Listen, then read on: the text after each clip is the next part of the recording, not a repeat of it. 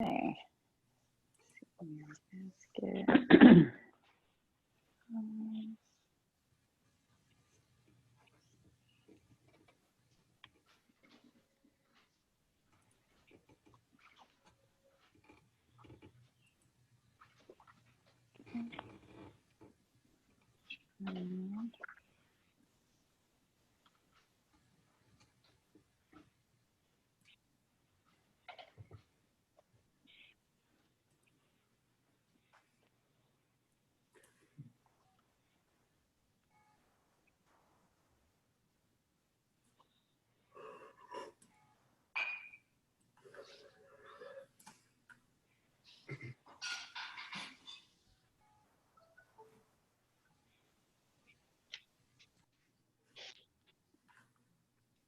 Good morning, Ned. Welcome to Rotary.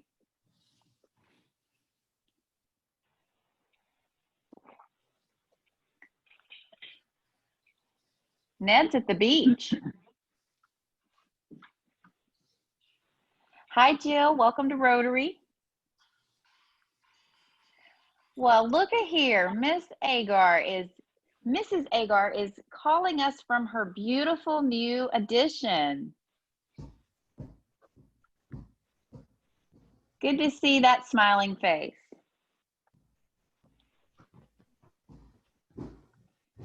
Welcome to Rotary, everybody. Hey, Dave Placker. Good to see you. John West. Chad, welcome to Tanya, Rotary. this is Gary Owen. Are you able to hear me now? Yes. Yes, sir. Okay. For some reason or other, my other computer doesn't pick up my mic, so I switched to my iPad, and I'm here. I'm happy to be here. Welcome. Welcome to Rotary, Greg Yang. Great to see you. Hey, Tanya, it's Woody up on telephone again.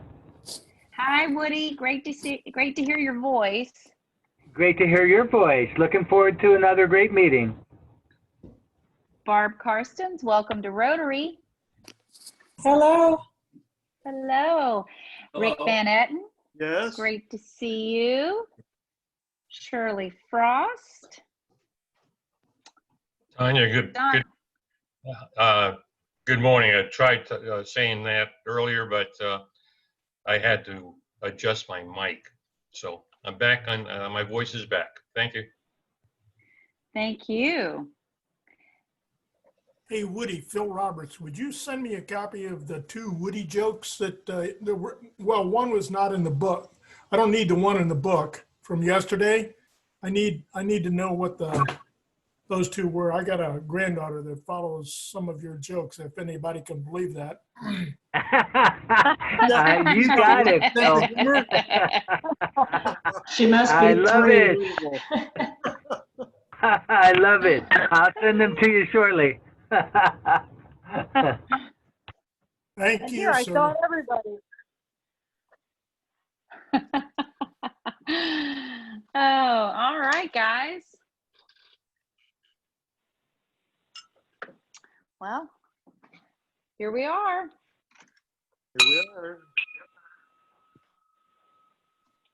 Good afternoon and welcome to Rotary. Gary Muller is going to be leading us in the pledge and invocation. I don't see Gary on here yet. I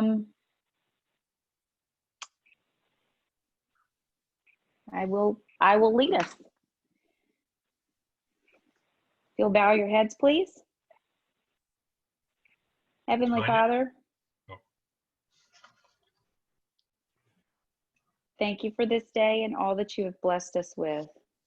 As we begin another great week in Rotary, thank you for the friendships and the fellowships.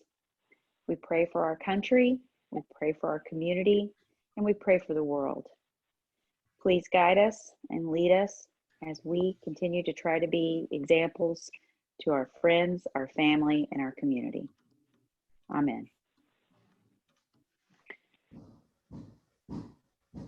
I pledge allegiance to the flag of the United States of America, and to the republic for which it stands, one nation, under God, indivisible, with liberty and justice for all. And now for the four-way test. Of all the things we think, say, or do, first of all, is it the truth? Second, is it fair to all concerned? Third, will it build goodwill and friendships? And fourth, will it be beneficial to all concerned? And fifth, will it be fun? All right. Up next, we have the Happy Bucks and the trivia. Grayson? Yes. Ken, I believe, I think I saw Ken. I will go ahead and launch the trivia question. Okay, perfect. Now, were we going to do? Oh, never mind. You're right. You're right. So what we're going to do is we're going to go ahead and send you guys to breakout sessions to talk about the, to socialize for a little bit, and then also to talk through the trivia question, and then we'll come back together, right? Tanya, that's what we're thinking? That's what we're thinking. All right, perfect. Give me 1 second here while I send everybody to breakout rooms, wherever those might be. There we go. How exciting. Right. It will be much smoother on Friday, we promise. Do this. All right, see everybody in a little bit. You all should see a prompt that says go to your breakout room. So go ahead and click on that and we'll see you out there.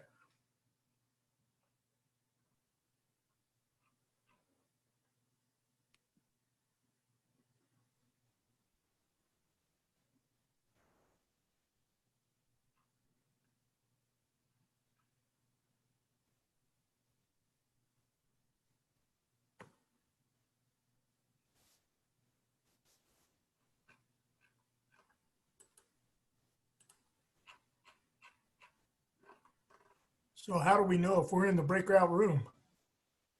Give me 1 second. Phil, you are not yet. Let me go ahead and, did you get a? Oh yeah, I got it. Okay. We'll see you later. Yep.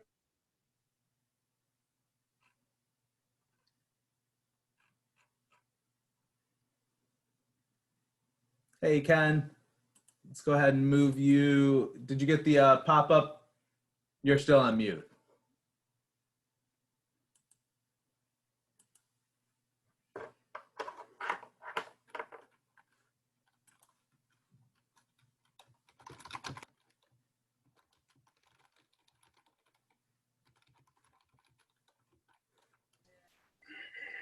That's what I'm thinking, maybe 8.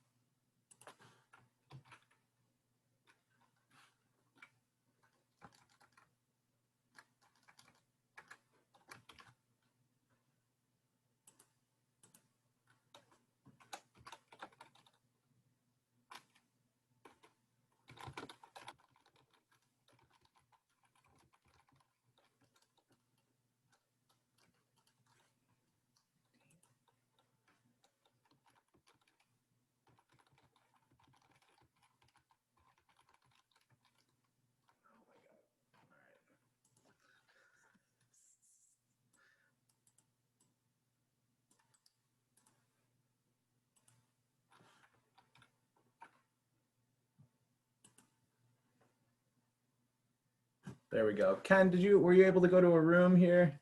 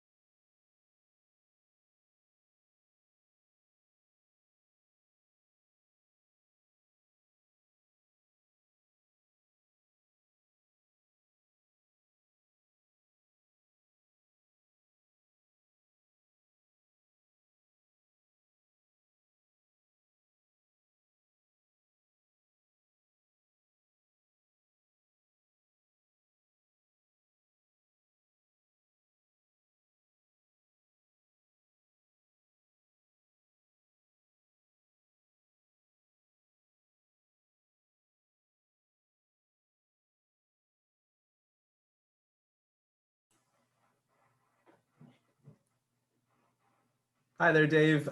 You're just joining us. Everybody's in a breakout room right now discussing the trivia questions. They'll be back in just a minute.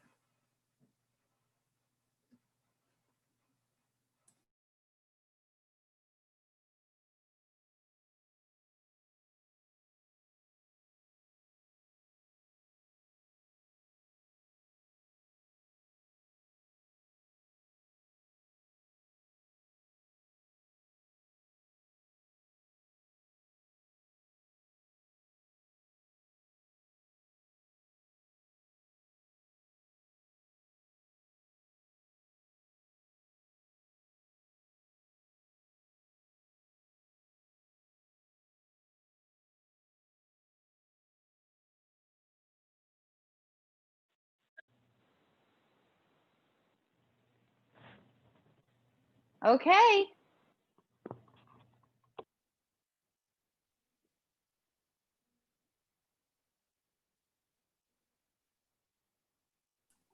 So do we each vote on our own now? Now we vote on our own, I guess. This is new to Some me of us too, are back. Brian.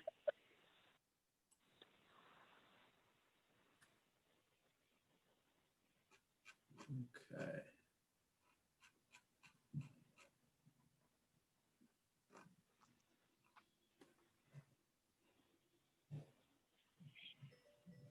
So how did you guys like the breakout rooms? Were you able to socialize? Yes. I Good. thought that was a Good. good idea. Fun. Fun. Yeah. I Fun. liked it because I learned a little bit about Ireland. Oh, Go ahead and everybody vote on your own here in your own little trivia window, and then we'll close it in just a couple seconds here. okay. Where's our trivia window? Where did we vote? Let's see. You should see it in your just in your Zoom window here. It was there. It left after I voted. Yep. If you I'm vote. on the phone, so I don't think I can vote. Oh, yep. That would be correct. You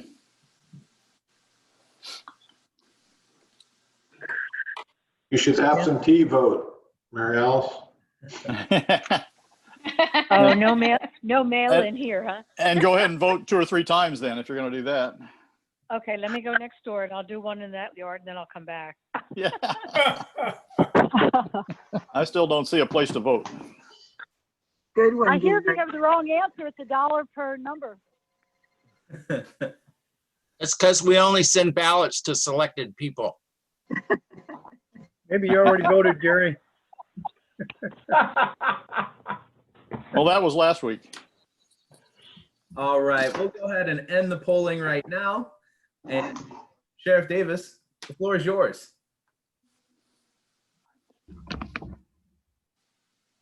Ken, can you hear us? I'm here. The floor is yours for the trivia question. It looks like everybody voted. It looks like 58% of the vote was for 5th most populous, followed by the 8th most, and then the 13th most for the results. Oh, wow. Okay. Let's Drum roll see. answer.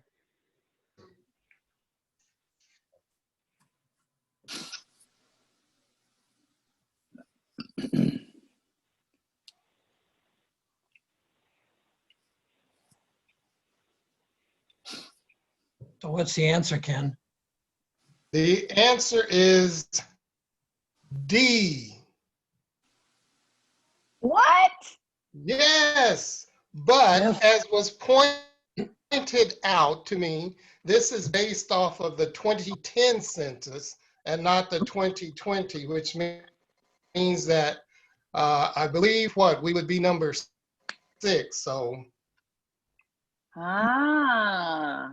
the Man, that answer was a is shoo-in. D. Wow. Hey, Is what? No fair. The question should have said then in 2010, what was Illinois' rank? Yeah. and then there's also the issue that I didn't give the correct response. And What is D? what What are the is states? D? I can't see that. What are the states that beat us? I see there's going to be Sort some. of the cemeteries and got all the people's names so I could vote on their behalf, and they agree with Ken. Good. Thank you, Cindy. Thank you, Cindy. Ken, what again was the answer? Ken, what again was the answer? The answer in the book is D, as in Davis. 12,000,000. No, tell me How many? What number? 5th or 8th or 13th. 5th or 8th or what? Actually, and here it's in 5th. Oh, Oh, okay. No way. that's before everybody guys- had it out. You guys are killing me with all this controversy. I tell you. We're gonna have Recounts to in get- order. We're going to need to get the California, Supreme Court on Texas, this one. Ohio, New York, Florida, all have more population than Illinois. Now they do. Sounds like we're in Yes. November. What was Okay, that? guys. Who has happy bucks? I love it. You guys are all paying attention. Thank you. Thank you. I've got a happy buck. In fact, I've got 15 happy bucks for 15 happy years in the O'Fallon Rotary. And we just moved to Zionsville, Indiana. So I'm checking in as a Hoosier today. Ooh. Oh. And that's why the population count keeps going down.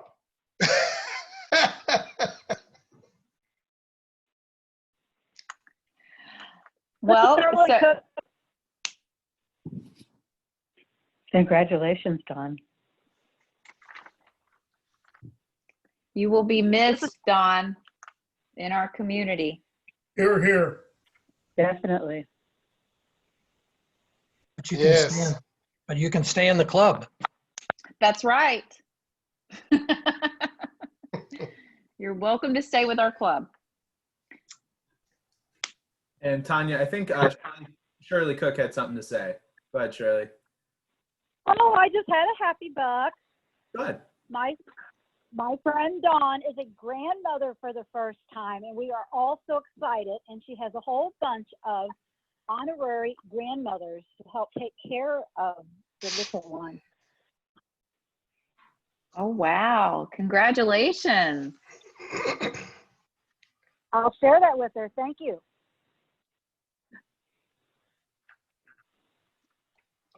Tanya, I have a happy buck. Yes, sir. My grandsons and I started a COVID garden this summer, and I planted some watermelon seeds, and I got a Carolina cross watermelon that grows up to 180 pounds, and right now it's 42 pounds, and they are very excited. And so am I, 42 pounds and growing. So we're going to see if we can get over 100 pounds. Yummy, Wow. yummy, yummy. How did you weigh that, Ken? I have a portable scale that I use for bagging stuff. Now get your minds out of that, but it's for like sandbags. So I use that. But it only, my scale only goes up to 50 pounds.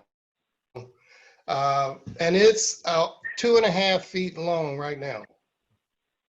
Wow. So did you talk to it a lot, and that's how it grew? Yep. You have to at least send us a picture. I will. I have pictures. I'll It's make no sure I problem when it send goes over 50, Ken. What you can do is you can cut it in half or thirds and then weigh it with your scale. That's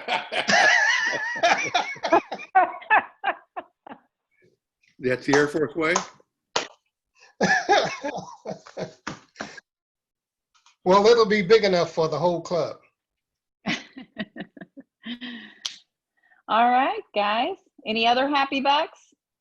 Going to be a little hard to eat virtually. I'm happy for the weather. I planted my strawberries last weekend. I planted my fall spinach and lettuce crop this past weekend. And then yesterday, along the lines of Ken, we harvested a 40-pound pumpkin from my daughter Maggie and Peter and my grandkids Molly and Nate's garden, which I cannot figure out how they got that thing to grow like that. But well, we harvest it because there's some things happening to the top of the stalk where it hits the, anyway, you know what I talk about. Hey, and watermelon, freeze it in little chunks, put it in a blender with a little lemonade and some vodka in it. Awesome drink. Good to know. Had that.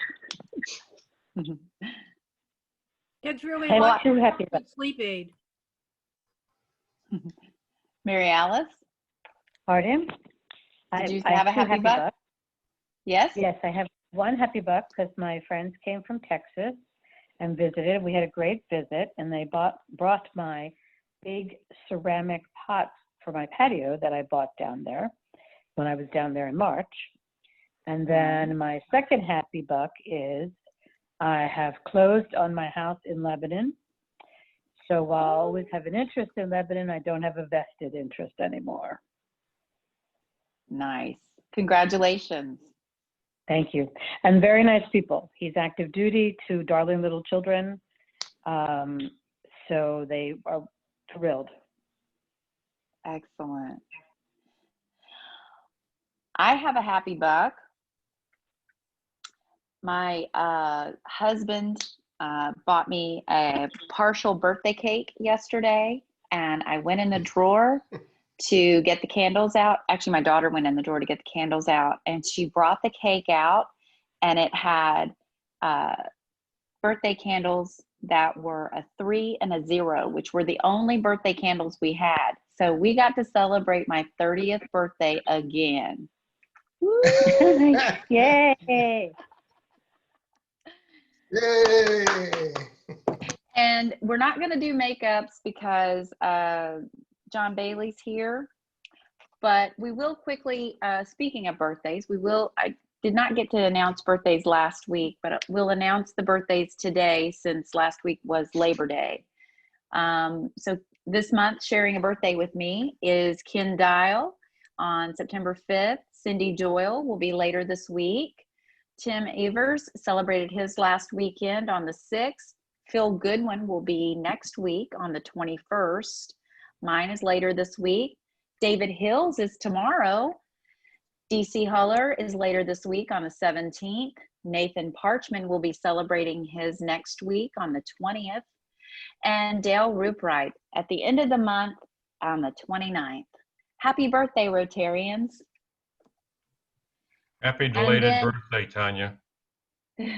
Thank you. And then Rotarians celebrating their anniversary with the club this week.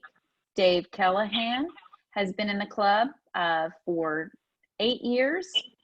Scott Lapierre has been in the club for 19 years.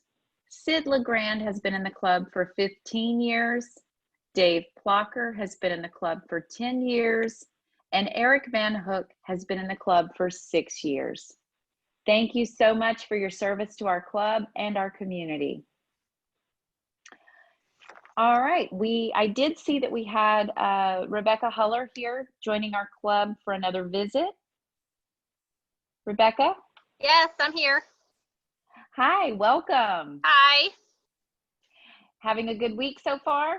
Yes, I am. Thank you.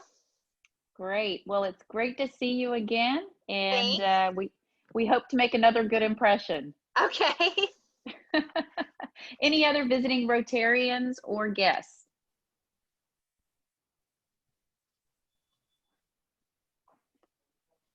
All righty. Up next, I would like to welcome our guest. Our guest speaker today is Emily Smith, and she is with the Karla Smith Behavioral Health Center, and she's going to tell us a little bit about what they're doing in the community. If you're not familiar with them, they're located just off Lincoln there on the right, and in a beautiful facility. So we'll have Emily come up and tell us a little bit about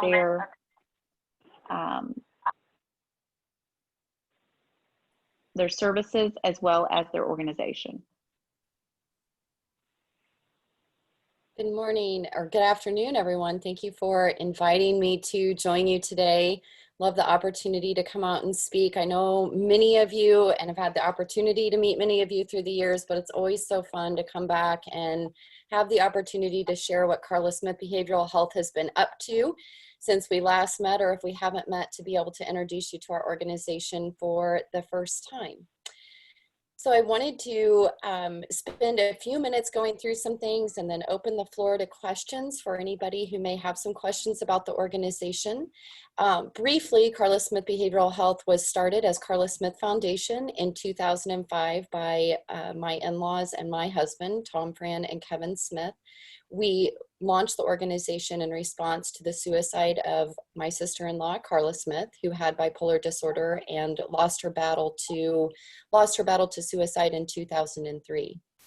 So for many years, we have been working now very diligently to find ways to engage families who are experiencing the unique circumstances that come along with supporting a person with mental health conditions, substance use disorders, and supporting those who have lost a loved one to suicide. So that is a little bit of our history.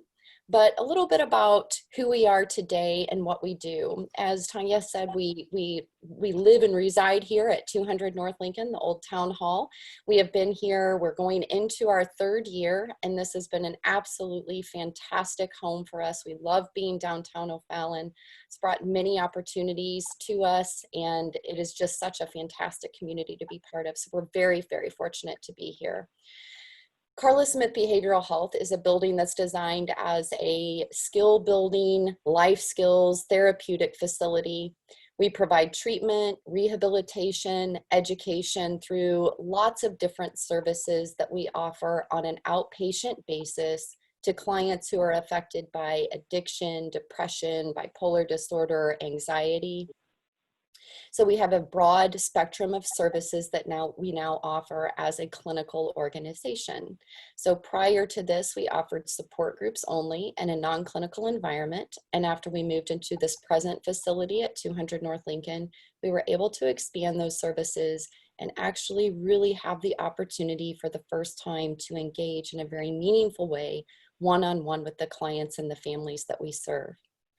Everything that we do at Karla Smith Behavioral Health, whether it be a fundraising initiative or a tutoring endeavor, whatever we may choose to do, is family-centered. We believe that to offer and to provide and to see true results with people who are suffering in any way with any of these conditions, we want and encourage the support of the whole family system. So we believe it takes a family to help a member of a family get well. And that is a central component to our philosophy here at Karla Smith Behavioral Health. So you'll see us sometimes out in the parking lot. Haven't been able to do this during COVID, but we'll have barbecues out here, take our families places, do things with people who are in program with us, because it gives us an opportunity to really connect with the family unit as a whole. We have a licensed credentialed staff here. So all of the employees who work here for me are licensed clinical professionals. So they're social workers, they're counselors. We do have a medical director, Dr. Katie Ryback, who advises us on all of our clients and patients to make sure that we're following all medical protocols and everything that we need to do in their best interest.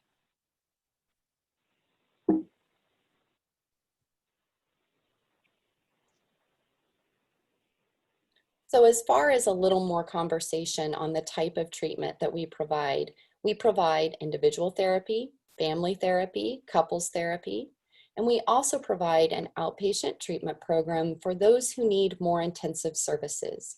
Now this is a little bit unique to the O'Fallon area, which is why we really wanted to bring this into the community.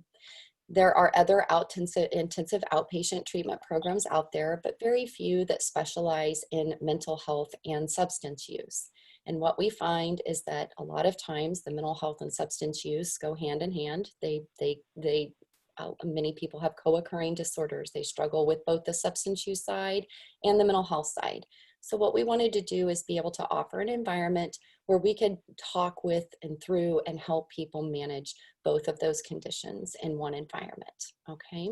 So we offer those services to adults who may come in for a 12-week intensive program with us, and we also offer it to teens. We call this program Empower You, and we now have an Empower You teen program that works specifically with teenagers, the unique situations that teenagers are in, and helps those families build some resiliency within that family system so that these kiddos who are particularly struggling right now in this COVID scenario are able to find a little bit of relief and develop some healthy coping mechanisms before they depart into high school or college or the next phase of their lives. In addition to the clinical treatment services, we do still offer support groups. We have mental health support groups. We have suicide survivor support groups. And these support groups run here in O'Fallon. They run in St. Louis. They run in Holland, Michigan. We have a variety of groups that have grown through the years by members who have become involved in one of our support groups and now want to help lead them. So these are peer-to-peer support groups. These are not professionally facilitated. They are facilitated by people who have been trained by our team, but who have experienced either a mental health condition or a suicide themselves in their lives. These groups are always free to the public. Anybody is welcome to come. People don't have to call in advance and ask how to become part of it. Our clinical services are a little bit different. Our clinical services are fee for service. And what we have done at this time is provide a sliding scale. So we never turn anybody away for inability to pay. People are able to come to Karla Smith Behavioral Health and receive treatment regardless of what their circumstance is. We do not accept medical insurance at present at our facility, which means that we have tried to price our services very competitively so that most people are able to afford at least a portion of what we're asking them to pay for services. And this is where our donor dollars at Karla Smith Behavioral Health become very, very important. Over 85% of the clients that come through our doors are scholarshiped, which means that they have either not been able to get treatment through their insurance provider, not adequate treatment, so they have come to us and they have asked us for some financial help. Or there are people who don't have insurance at all, period, and are needing some help and support in these areas. So when we fundraise for Karla Smith Behavioral Health, we are specifically supporting the families that are, most of them are very local to this area, who are needing some help in order to be served in the mental health or substance use arenas. Okay. In addition to these services, we promote a wide range of additional services. Before COVID, we had weekly yoga here. We offer our art therapy at times, different types of 12-step support meetings. We encourage all of our members to look at mental health as, very holistically. Mental health is just part of overall health, and without mental health, there is no health. So we are not just looking at treating a depression or an anxiety. We're looking at treating the whole person. What does this person need to lead their best life? Because that's what we want to work toward. So we spend a lot of time with all of our clients, not just on that therapeutic relationship that we may develop with them, but a real interest in their own personal development. And we do that through a wide range of opportunities that are available to us, whether it be other meetings, whether it be opportunities for them to engage in unique socialization opportunities, whether it be really taking a look at what their own personal goals are and what they want to accomplish in their lives and really deep diving into that. So lots of different opportunities for us to take that mental health, that traditional mental health model, and take it to another level. We like to think out of the box here, really meet people where they're at and take them where they want to go.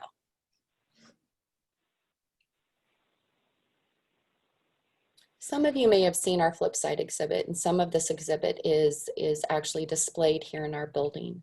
But the flip side exhibit is something that I always encourage people who may not be familiar with Karla Smith Behavioral Health to go take a look at on our website. And through this exhibit, you can really see the types of people that we've helped along the way, whether it was a veteran with PTSD or a family supporting a young person with autism, or someone who had lost a loved one to suicide, or was supporting someone with a severe and persistent mental health condition like bipolar disorder. Through the flip side gallery, you're able to see how it is that we have helped and how we are trying to turn the stigma that we hear, that we feel associated with mental health conditions, and flip the switch on that. Help people to see that, the great thing about mental health is that it's very treatable. And when clients are willing to get help, we can do so much to get them back on the right track and living their best life.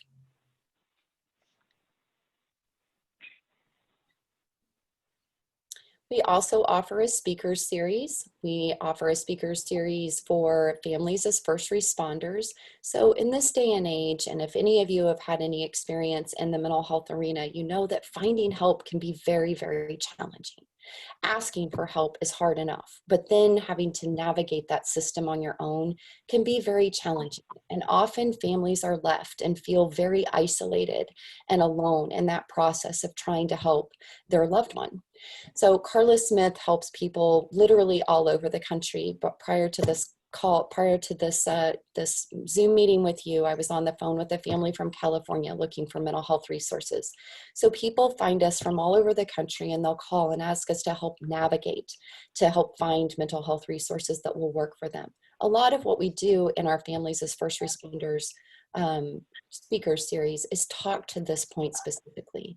How do we as a family support a person to get the help and services that they need? And then long term, what should that support look like?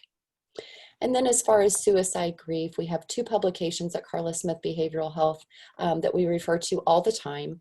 One is called A Balanced Life, and that is the steps that we use in our support groups to help guide families that are helping a person that has a mental health condition or a substance use disorder. And then we have a second publication that is the backbone of our suicide grief support group. And it is Suicide Grief, the Unique Grief of Suicide, Questions and Hope. And a lot of families rely on that book, whether or not they ever attend a support group, to kind of help them cope with the complexities of managing the feelings associated with a suicide grief. So in that particular speaker series, we talk to a lot of the points that are discussed in that book.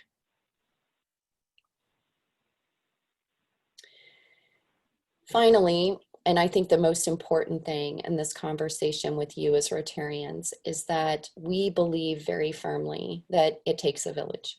It takes a village to help these people who deserve to have this assistance. Mental health is one of the most underfunded, understaffed, under everything health conditions in the world.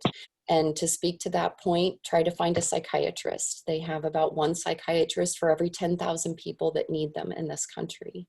So it is a very, very complex, difficult thing to help families get what they need, which is why the community that we enfold these people within is so incredibly important.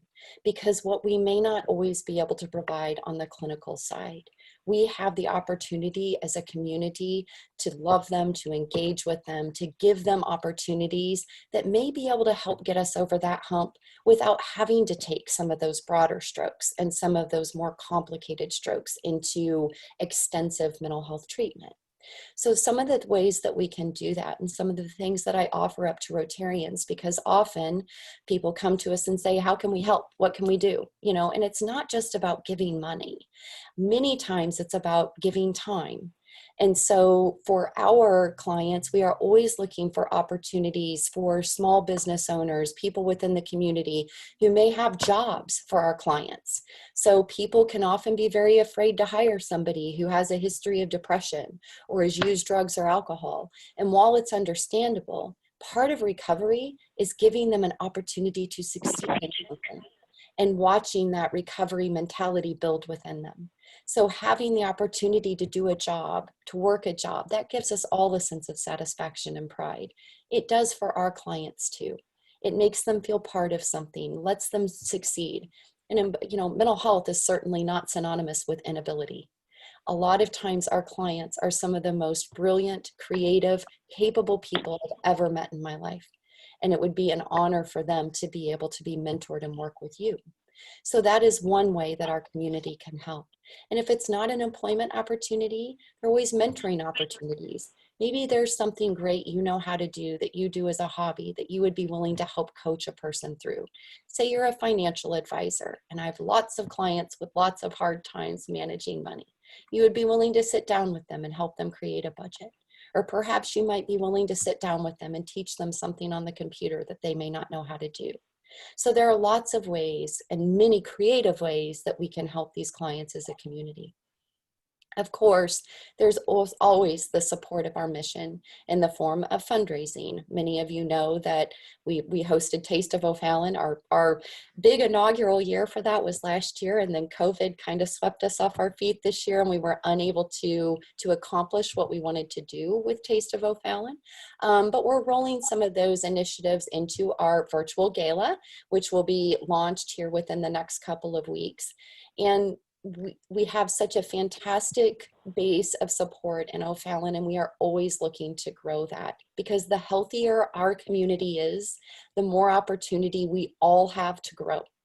And so helping these clients really achieve and maximize the potential, getting them off the social services, getting them engaged and feeling part of community is so critical. And that's what your funding allows us to do. I've already shared that over 85% of it goes directly back into our clients. We run a pretty tight financial ship around here. Everything that we do on an annual basis, we do for under $250,000 a year. And I employ 7 staff members and hire a marketing company to help us. So we are tight. We control our money very carefully. And we are very proud of the fact that we're able to give as much back as we do to our members, because that's the whole purpose. That's why we exist. So with that, I will turn this over to any questions that you all may have about anything that I've shared today.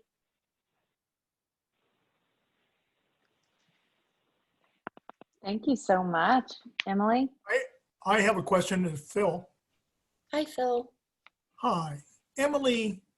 We live in the eastern St. Louis area. We live in an area with a very large military, both retired and active duty population, and those who support the military. It's the military, especially those from combat zones who've returned, are famous for high suicide rates. Mm-hmm. Does your foundation or behavioral health group work with any of the military? We do. In fact, I'm an honorary commander right now at Scott Air Force Base, and we certainly have a very vested interest in what is happening within our military community. It happens to be a kind of a soft spot for me, and I've spent a lot of time working with military families. So, you know, we definitely do some things for them and want to become as involved in that community as we are able to be. As you know, and for those of you who are part of that community, it tends to be a very tight-knit community. And so receiving help outside of the walls of that community can be challenging for us sometimes to break through that barrier and be able to help. So we're always looking for ways and opportunities that we can be more effective within that. So that's an area where if you have suggestions and things that you can offer to us that may be significant, we would love to talk with you about that. Thank you. Absolutely.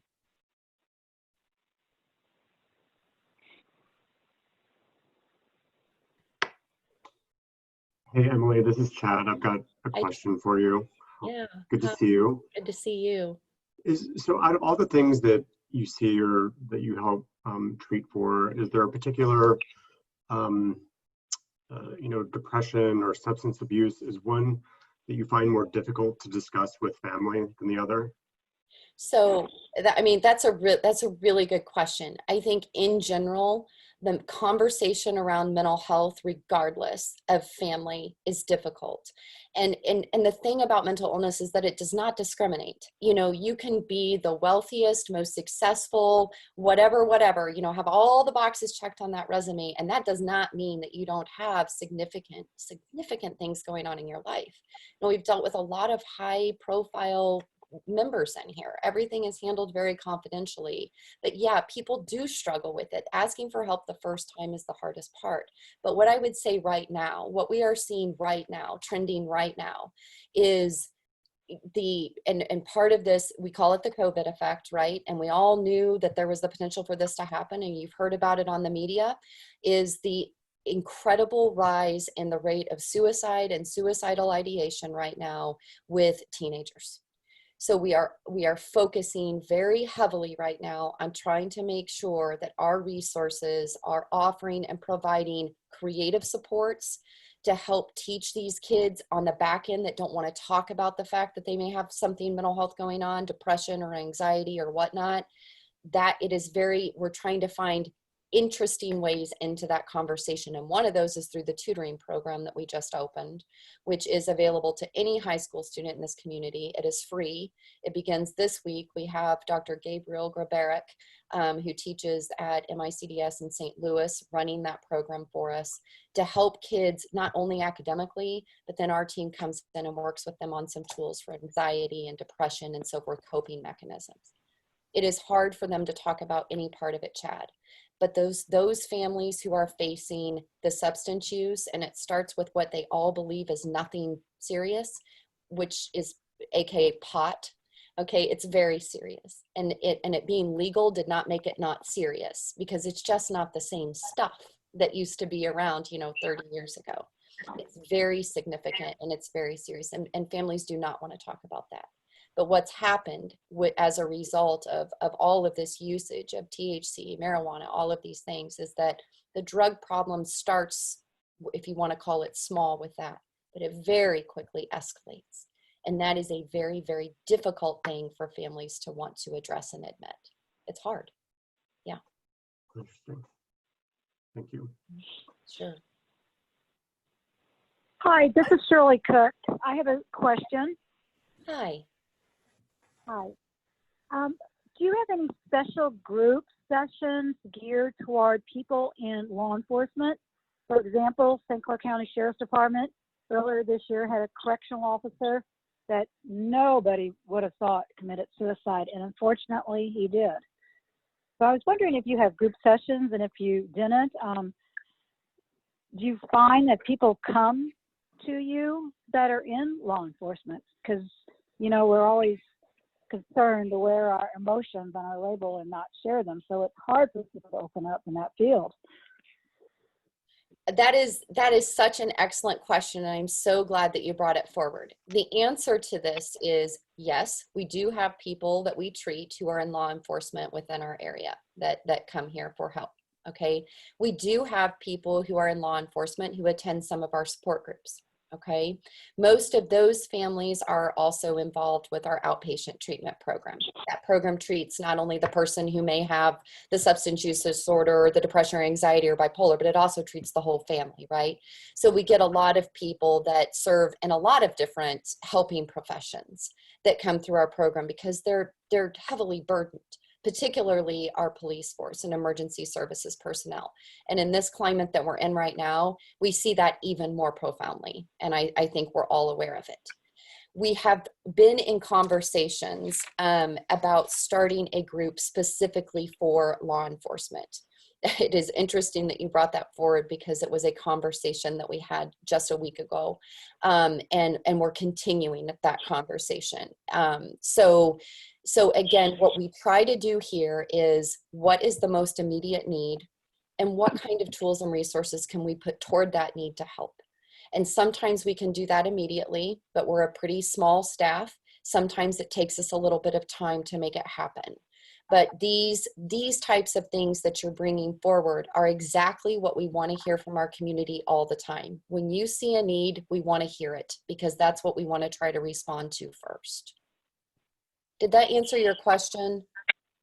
Yes, and I highly appreciate that because being in prior law enforcement, I find that people don't want to reach out. No. And it's hard, like, oh, they don't have experience in this or they don't understand this. And then, you know, like me, I could even potentially be a volunteer, like, I get it, I've been there. So thank you very much.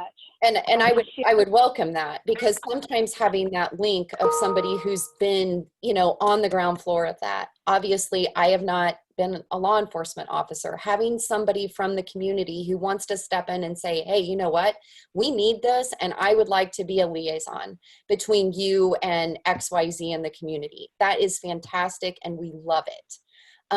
You know, the other thing I would say to that is that we do have an excellent trauma-informed team here. So when it comes to actually being able to help with trauma that a lot of our emergency services personnel experience, we are certainly equipped in that way to be able to do that. So if somebody should ask, you can say, yep, they absolutely have that. Okay. Thank you. Yes. And Emily, this is Woody Almond. How copy? Hi, Woody. Hi. Hey, just wanted to tell you, you may have heard of TAV, Disabled Veteran Dogs for Veterans with PTSD. Yes, yes, of course.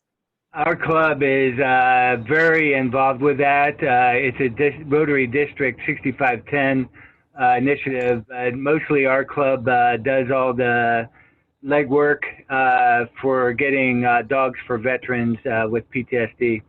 And actually it's from around the country, but it's a Carbondale-based organization. Mary Alice, Coriath, and I just went to another graduation last Friday, the 4th of September, where we married up 8 dogs with 8 veterans from around the country. Very exciting stuff. our club kind of runs a district annual dinner, and the next one is scheduled for 1 May of next year up at McKendree University, and we're really looking forward to that. We'd definitely keep you posted, and we'll be inviting you to that. It's a great thing that our club does and our district does for our veterans, so we're real proud of it. We have purchased 2 dogs so far at $25,000 a piece, and we track Sam and his dog Memphis, and Mark and his dog Oliver, that were sponsored by Rotary District 6510. We're real proud of one of our club members, David Chumley, gave $25,000 last September to the organization. So Rotary dog Mary Catherine will be married up to a veteran next year sometime. So that'll be our 3rd Rotary dog. So I just wanted to inform you of that. And thank you so much for all you do for our community. We really appreciate you. Well, thank you so much. I just absolutely love what you shared with me because, you know, one of the things that got me most interested in mental health was I worked for Bring Change to Mind for a period of time. And if you've never heard of that organization, it's an advocacy organization on the mental health side. And one of the volunteers who worked for me at that time through that organization, her husband had just received a service dog, and Frankie. And he is severely disabled as a result of combat-related traumatic brain injury. And I will tell you, watching how that whole process worked and the absolutely incredible impact that dog has with Alan, and their story is very public, it changed everything for me. And it just made me a believer in all of that in such a profound way. But that dog is his lifeline. And so anything that I can do to support the good work that you're doing with that, I'd be very excited to participate. Thanks so much. Yeah, again, I appreciate you and what you're doing. Sam and Memphis, our first Rotary dog and veteran, I tracked him on Facebook quite a bit and talked to him and his wife. Since he was married up with Memphis, Sam has gotten married and he has a baby boy, and they are doing tremendous as a family. But both he and his wife still really appreciate Memphis and what Memphis has done for their family. So thank you again. Thank you so much. That's wonderful. Hey, Emily, Phil Roberts, one quick question. We're running out of time, I know, but a quick question. How does the kind of isolation associated with the COVID, where people are staying home more, that sort of thing, how does that affect in general the mental health situations of families, et cetera? We're trying to figure that out. You know, when it started, what was happening initially is that people, so in a nutshell, the general answer to that question is people are struggling immensely, and you are not going to see it. Okay, they're masking it very well. They're struggling immensely. They're trying to keep it to themselves because we're all stuck in this, you know, you got to buck up. We've got to suck it up. We're all going through this. What I'm going through is no worse than what you're going through. But that's just not true. You know, if you need help, you need help, the end, right? But families, so when this first started and families were very overwhelmed, they were reaching out all over the place for help. Now what's happened is they're keeping that anxiety, they're keeping that depression very locked down. And so we've seen the isolation just go through the roof. People now aren't asking for help, which is why the suicide level is increasing the way it is. Yeah. So it is really, really important. And if there's one last thing that I can leave you with today, because this matters to me more than anything, is that we have to help people feel safe right now to ask for help. And we have to encourage them to do it. And we need to check on one another. And we need to be calling those people that we haven't talked to in a while. And we need to be vigilant because people are struggling. I am receiving suicide calls every day right now. And that's not normal, okay? But I'm receiving multiple calls. So this is a time when we really, as a community, have to take mental health very seriously. It is having a profound effect. Thank you, Emily. Yes, thank you. Thank you for the Time question. for one quick more. Sure. And that is, this is a generalized question about people in your, professionals that do what you do and your staff. How do you deal with all your patients' issues, clients' issues, without taking on their depression, their anxieties, how do you go home at the end of the day without being totally depressed yourself? You don't. You don't do this work because you want to have a life outside of it. Let me put it to you that way. We do this. I am so proud of my team. Of course we are able to separate and detach to a certain degree, but I have said since I started this, since I became, heavily involved in this organization 8 years ago, the day that it no longer bothers me, the day that it no longer keeps me up at night is the day I need to walk away. And I really believe that. And I believe that with my team. And, and I tell them that. So unfortunately, this is just a profession where you're going to absorb some of it. You're going to take some of it home, but that's what we do because we just care an awful lot. We just want to see people do better. Thank you. Emily, Jim Simpson. Hi, Jim. Hi. I just throw out another group, although I'm a certified peer visitor with the Amputee Coalition, but have you ever thought of expanding awareness into the amputee community? Would love to. And I would love to hear from you and we could chat about that, the best way to do that. Great, love to do it. Sounds fantastic. Yes. Emily? Yes, ma'am. Thank you so much for joining us today. And I got to tell you, the other day I was inviting someone to log in and watch our meeting. And I mentioned that you would be speaking, and I heard back from that individual that they called you right away because they were excited about having their son in your program that you're launching for teens. Yes. So thank you for everything you guys do. Is there anything that our club can do in addition to increasing awareness about your organization and the services you offer? Is there anything else we can do for you? Increased awareness about the service is wonderful. But I would say that the best way that you can help us as a community as a whole is just encouraging people to get help, whether that's from us or someone else. We just here at Karla Smith, we just want them to get the help that they need. So if you can help us be the eyes and ears in the community to support these people, that is the greatest gift you can give us. Great. Thank you again for joining our club today, and we hope you'll come back again for a visit. Oh, it was a pleasure, and I thank you so much for having me. Thank you. Bye-bye. Love to have you every week as a member. Right. We'll talk about that. Thank you. Have a wonderful afternoon. Stay safe, everyone. You too. Bye-bye. Thank you. All right, so just a few announcements before we wrap it up. Just wanted to remind everyone that Grayson is available for digital one-on-ones if you have questions or problems, or you just want some help with Zoom.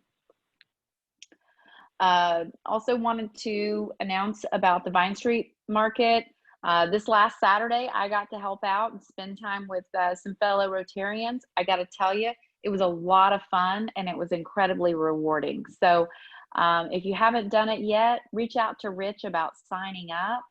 There's only a few more weeks left in the season before they shut that down. And then the volunteer opportunity will not be there anymore. So we want to do that. We also wanted to let you guys know that the Rotary Summit sign up is now open, and that will be October the 10th. I believe you all received a P-mail from Jill about this. This is a great event. It will be virtual, so you'll be able to do it from home. And it'll be a great way to just kind of learn some more about things that are going on in the community and how clubs and communities are adapting.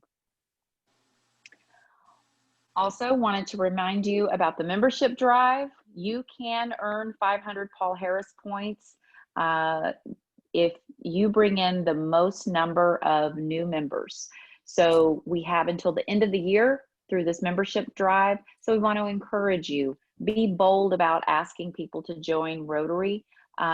Many times people think they have to be asked in order to join, and that's not really the case, but it sure is nice to be asked. And then finally, if you haven't signed up yet for our virtual trivia night, which is this Friday, there is still time to sign up. And if you signed up, but you maybe want to buy some more 50/50 tickets, or if you want to buy some mulligans, that is all going to be open to you through the 17th. So yes, please get your teams together. Again, there's lots of ways you can participate. If you decide that trivia is not really your thing, you can just make a donation to the club, and that will go toward our fundraising for our charitable giving. I did send out a link for how the virtual trivia night works. We have a video, but I don't know that we want to play it on Zoom. I can send you the link again if you want to send that to your friends or family who's curious about how this is going to work whenever they join you for it. All righty, and then just a quick reminder, we do have budgeted $13,505 for our annual giving. And so that will be for our 2021 year next year. And so that's why we're doing this now, so that we have plenty of time to raise money so that Dave Callahan can continue to give back to the community in the way that we always do. All right, our next meeting is next Monday, and we are planning for that to be a noon meeting. Our trivia night will serve as our social event for the month. And so again, it'll be a great opportunity to not only spend time with our fellow Rotarians, but also a great opportunity to spend time with our friends and family and whoever else you invite. Tanya, would you send out that link for the trivia night again, please? Yes, sir. I sure will. And Tanya, this is Gary Owen. Same lines. Does that video explain how we pay and that stuff, how we pay our entry fee and that kind of stuff? So there will be two links in the email. The email will include information about how you play, and then we'll have an email, we'll have a link in there to the Eventbrite site where you can register. So we'll have a couple of different links in the email, but we will include that in there. And that where we register, that's where we pay the registration fee and all of that? Yes, sir. Yeah, okay. I'm looking forward to having 3 groups, all family from different parts of the country joining us. Oh, that's so fun. Yeah, I'm actually making my husband and my daughter have a different team than I do. So we're all having our competition, and at dinner last night, we were all arguing over who was getting who to join on their teams. Bet a lot of money on it and make sure the club gets the proceeds. Right.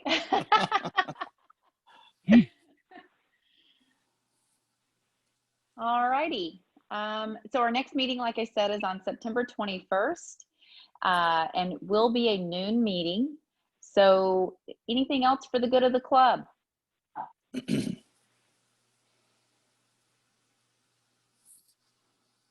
No? With that being said, we're going to declare this meeting adjourned.